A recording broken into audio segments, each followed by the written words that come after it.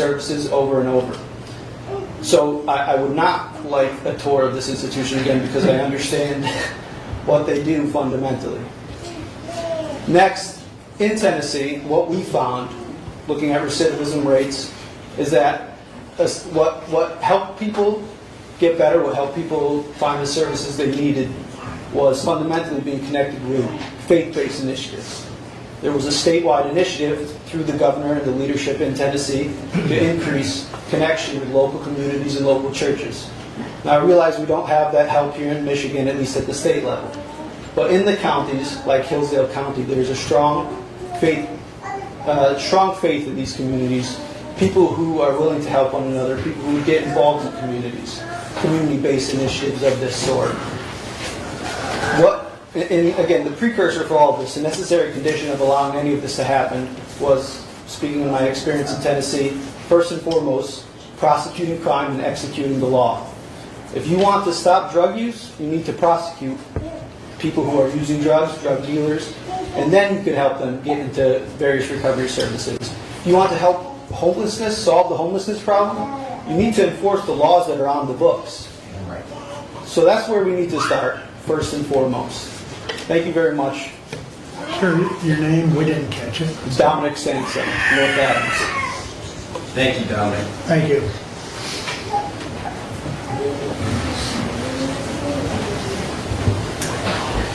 Hi, Jacob Grimes. I live in the city of Hillsdale with my wife and 4 children.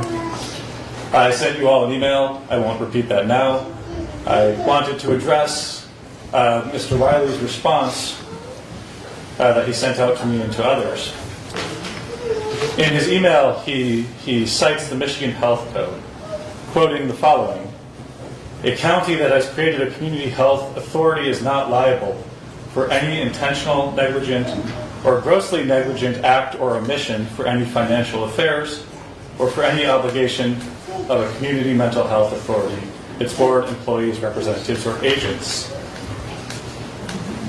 This section of the statute is not in the slightest definitive regarding the paying back of a bond on which the debtor has defaulted, a bond being a particular and unique and independent contract. In fact, the statute is silent about this matter. I looked into it myself, and what I learned was that when a county backs a bond for a mental health agency, it may do so by pledging its full faith and credit or through a contractual agreement. This often occurs under the authority of the Michigan Revised Municipal Finance Act or related statutes governing public financing. If the county pledges its full faith and credit, language that has been used pertaining to this issue, it effectively guarantees the bond, meaning that the county is liable for payments if the mental health agency defaults. So, this liability arises because the county's pledge commits its taxing authority to ensure bondholders are paid, protecting the bond's credit rating and marketability. If the county backs the bond, the county will be responsible in the instance of Lifeways defaulting. Even the investigation of this bond issue is unacceptable. And it's truly amazing that the public would be required to come to a board made up of 5 Republicans, 5 people who ran as Republicans to discuss this issue. So please, I urge you to vote against it. Thank you. Thank you. Matthew Bentley, Ward 2 in Hillsdale. This is an unacceptable gamble. This is a governing body, not a bank, much less a casino. We have a room full, this isn't social media, this is a room full of constituents, and Mr. Wiley, you barely look up from whatever you're busy with to hear the constituents. I'm taking notes and writing down your name, sir. I make notes on everything that people say. Okay. Yes. So far it's been unanimous. Everybody's against it. So I don't see how this could be a close call. You're mortgaging our future to shave a few percentage points off of a 9-figure Lifeways. They spend over $100 million budget. And the last thing I'll say is this will further solidify their monopoly power over this county, where what I think we need is more competition in providing those services. Because, admittedly, we need some services, but mortgaging our future in this way, it's not a close call, and this room full of people shows that. So, vote no, please. Thank you. Anyone else at this time? Hello, CJ Tonkai, Ward 3. The only thing that keeps coming to mind is why are we here?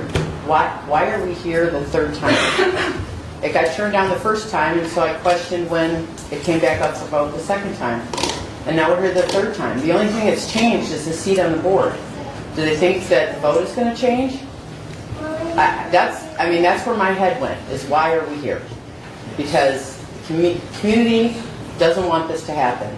And I would hope that the vote would be a heck of a lot closer on a no. Unanimous. Thank you.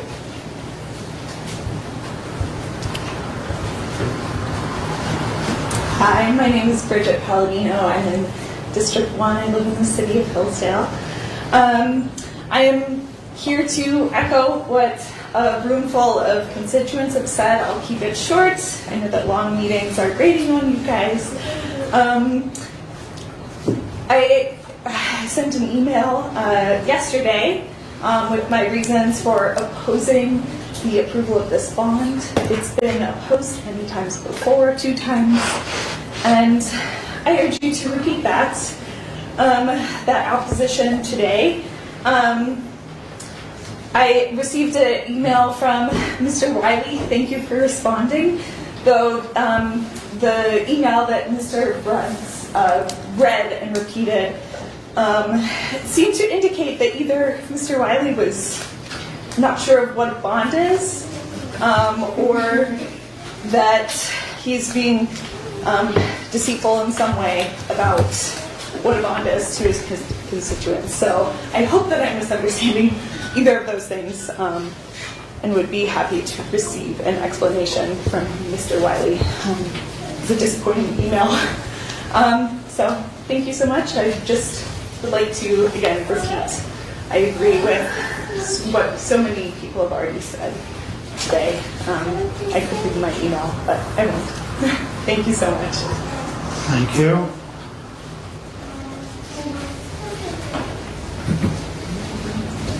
Anyone else? Curtis Campbell. I live over in Osseo. I'd like you guys to vote no. I'm just becoming aware of this as of last night. I guess agreeing with everybody else, seeing that this has come up 2 other times apparently, it seems pretty clear that this needs to be voted down. I would like to add that I've worked in and around large corporations, and I'm sure you guys have seen that large entities tend to get out of control, and you don't have any kind of insight into what's happening. And we've seen it over and over again where large corporations, larger entities just kind of become a machine that's uncontrollable. And so rather than having this go through maybe even a 4th time, that maybe we can look at other options to serve the community at a smaller scale.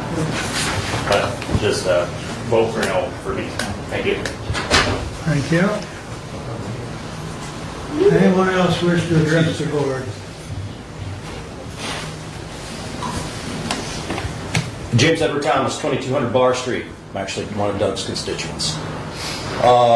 First off, I wanted to say this is a job. This is a job you guys chose. This isn't a personal thing. This isn't your life. And I'm actually under the assumption that you guys who qualified for this job are actually more successful in life than I am, and quite possibly better people. But you chose a job where you're my employee, and you work with my money that I earned and I invested in this community. And quite frankly, I don't really care about your feelings. You're working for me and you're using my money. What I'm looking at right now is you don't respect my investment in the community, and you don't respect my time.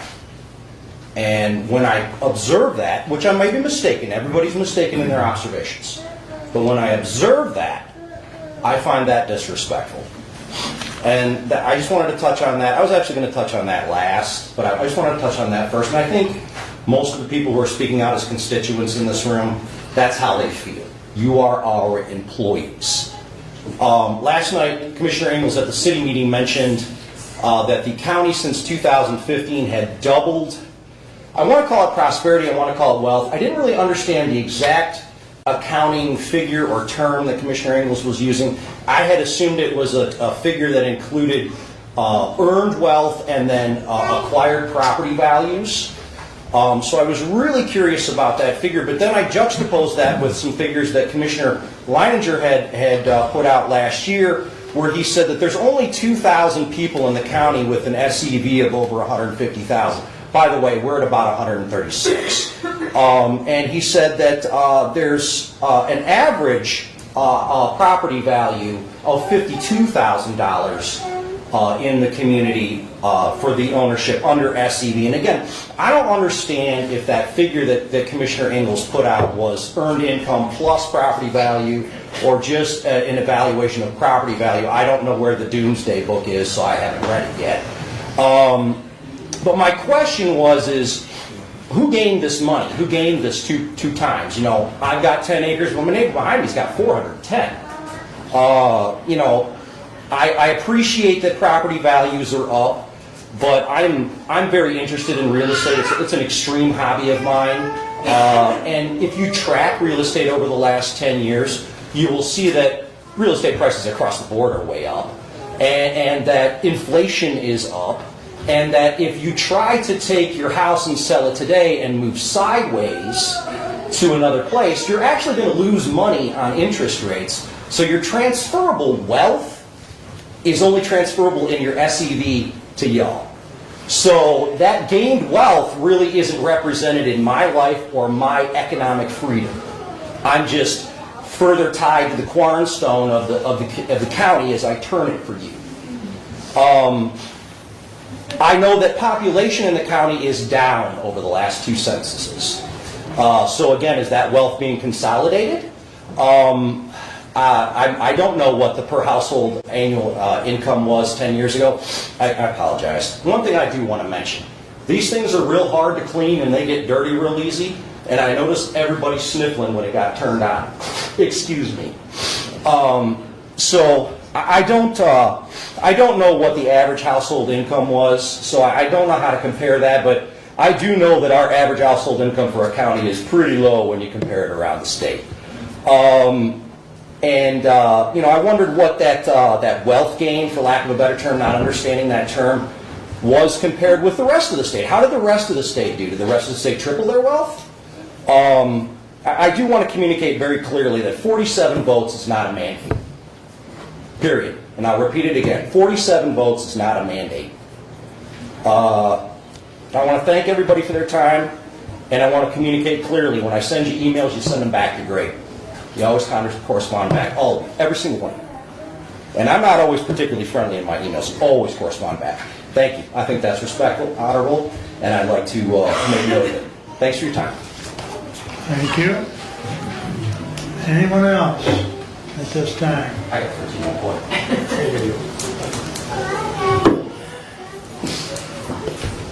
My name is John Johnston. I actually work for Lifeways. I'm the Executive Director of Administrative Services. I wasn't going to speak. I wasn't asked to speak on behalf of my CEO, who gives her regards. She's in Lansing at a mandatory meeting. I just want to speak just briefly. If I can give my perspective, I certainly hope you can appreciate what I'm saying.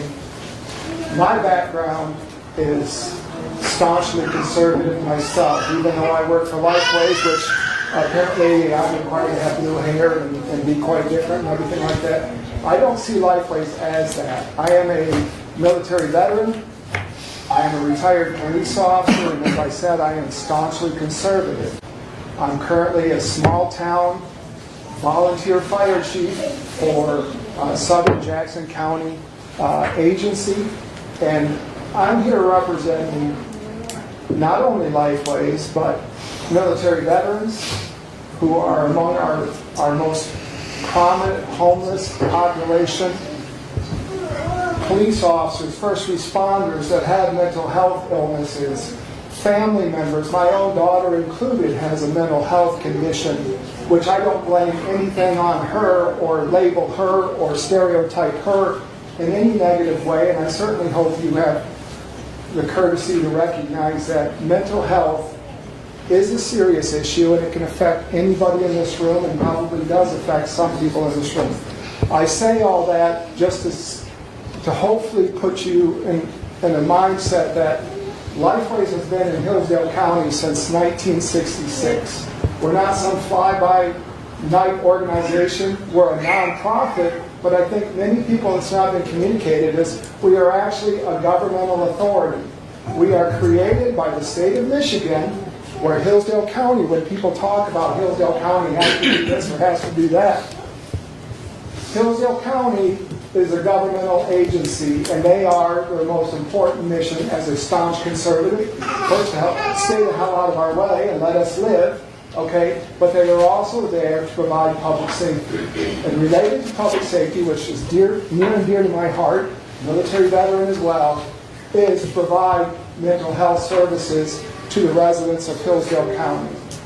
I've heard mention of what and it sounds like an astounding number, we don't have a $120 million operating budget for Lifeways. And again, Lifeways provides, as a governmental authority, mental health services for both Jackson and Hillsdale County. That's a population of over 200,000 people. Okay? Our $120 million budget, we have fiduciary oversight as a governmental authority, just like Hillsdale County is a governmental agency. We oversee $120 million. Our actual operating budget for 2 counties, 2 large buildings, we're building our building here in Jackson, or in Hillsdale, okay? Our operating budget is less than a tenth of that $120 million. That other money goes towards 72 provider agencies that, as a governmental authority, we oversee and try to operate efficiently. And you can disagree, and I'll say this, I'll probably get fired later, so if this is the last time I see you, that's not. I don't agree as a staunch conservative, Southern Jackson County, I have the same religious beliefs, conservative views as you do, and maybe some things that you see as Lifeways does this or that. I don't necessarily agree with all those things either. I just want you to know that our population that we serve is everyone, including those that you may not agree with their lifestyles and things like that. But again, we're here as... All right. Is this a sales pitch? Yeah, are you supposed to address them? Order! Let the gentleman talk. It's his turn at the podium. No one interrupted you. He's not supposed to preach that. Order, please. As a governmental authority, Speak to the board, not to us. our board made up, I've heard mention Mark Wiley, and then I will wrap it up. Mark Wiley is on there because the state of Michigan's mental health code requires representation from Jackson County. I'll conclude with saying, and again, thank you for letting me address the board, is that we are here for that, and the representation that we have has representation of your board because they represent you, and so him being on the board is actually required by statute. I'll conclude with this. If you're worried about not being a bank, you're supporting a bank if you don't support a bond here, and that the bond that we are requesting will save taxpayers, everybody in this room, millions of dollars as opposed to us having to go get a commercial loan. That is federal tax dollars that we'd be saving the residents of Hillsdale County if we were able to get a bond instead of a commercial loan. And then so I don't see, respectfully, where there being a bank, they are giving their good faith and credit. We've been here since 1966. We've never defaulted on a single payment ever. With that being said, all we're asking is for good faith and credit to save millions of taxpayer dollars Instead of giving it to a bank, we save the taxpayers millions of dollars in interest, and so that's why we approach the county respectfully with a request for a bond. Thank you for your time. Thank you, John. Anyone else at this time?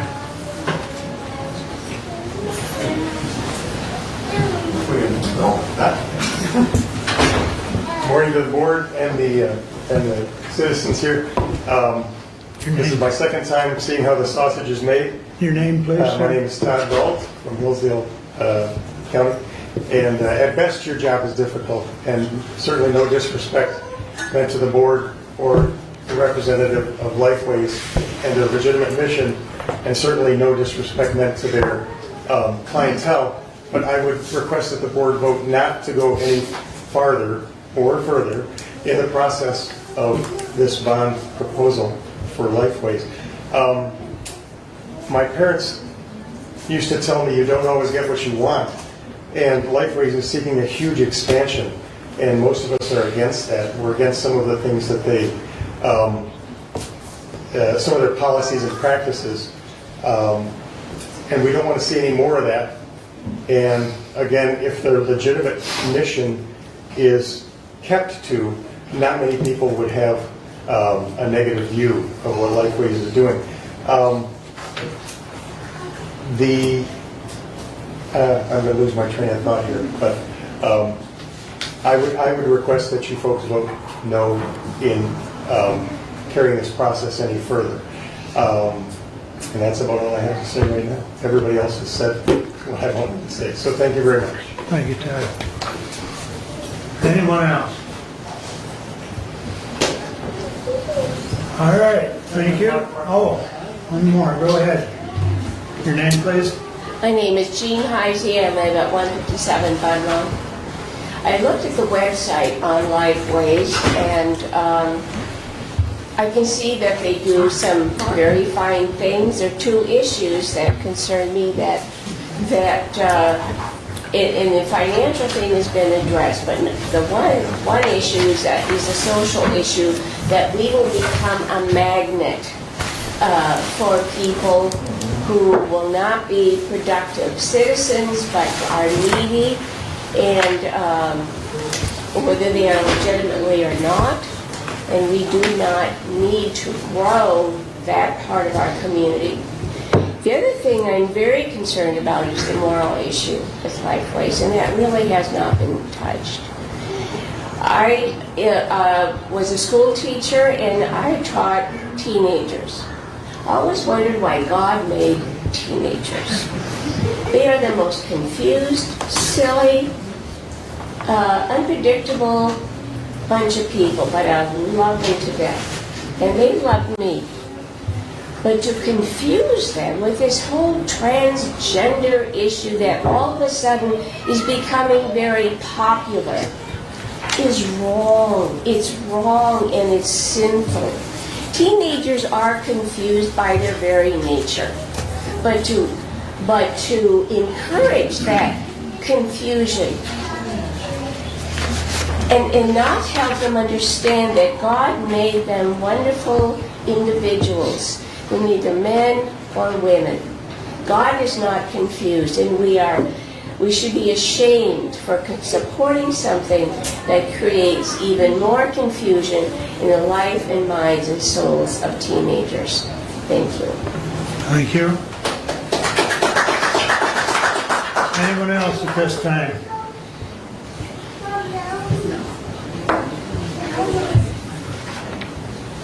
Good morning. Morning. I'm Father Stephen Allen. I live in Hillsdale City, District 1. Thank you for hearing us out this morning. Of course, I'm here to say please vote no on this bond. I understand that our hands are tied and that the leftist power structure in Lansing dictates that we operate some kind of so-called mental health agency. But it doesn't dictate that it has to be Lifeways. We don't have to give them the monopoly. Lifeways promotes the LGBT ideology to our children and our young people. This is not science. This is not good mental health practice. This is an anti-Christian belief system that openly opposes the model of the traditional family. And the traditional family is the bedrock of a mentally healthy community. Amen. So what they're doing is inherently against their supposed mission of promoting mental health. It's certainly not promoting mental health. And this activity of theirs certainly is not the mission of our county government. Saying no today won't eliminate Lifeways' monopoly. It won't enable us easily, although we should, but it won't enable us easily to replace them with someone else with a more sensible and less expensive idea of what constitutes and promotes mental health. But we have to start somewhere. At some point, we have to say that enough is enough. Why not today? Please vote no. Thanks. Thank you. Anyone else?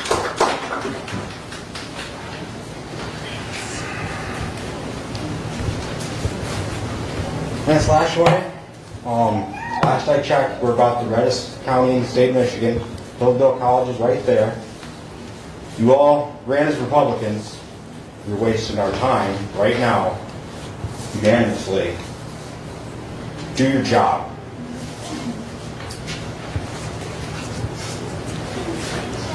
Anyone else? All right, thank you all for attending. I'd entertain a motion to approve the consent agenda.